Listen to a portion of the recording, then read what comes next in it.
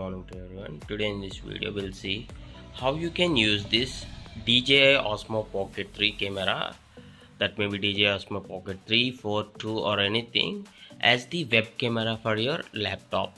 Maybe see here there is already an installed web camera, but if you feel like that quality is not enough for you to take the video calls, interview calls, or Microsoft Team calls or Google Meet calls, what you can do is take a USB-C type port connection where you can plug in one side to the laptop and other side to the DJI Osmo Pocket. See, what you need to do is you need to plug in this C type to the port provided at the bottom of the DJI Osmo Pocket 3. So I'm connecting this. As soon as you connect, it will ask file transfer or webcam. You need to select webcam.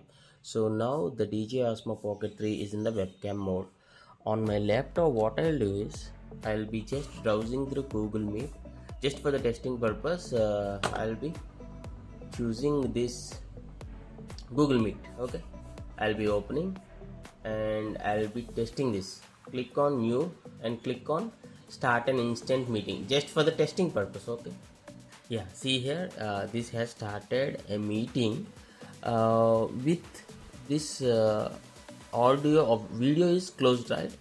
Just beside this video symbol there is, see here, options. Click on this options and click on this drop down. So you'll see different cameras here. One is Motorola Edge 50 my mobile, and one is OBS virtual camera, one is DJI Osmo Pocket 3. Select this one, DJI Osmo Pocket 3. So open your camera, means video. See, this is the video.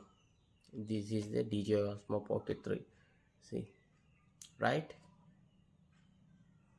So your web camera is now operating with DJI Osmo Pocket 3 and the quality is pretty good. I'm just panning this.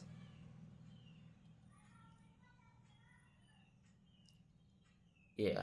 So if you like this video, please do hit a like and thanks for watching. Have a nice day.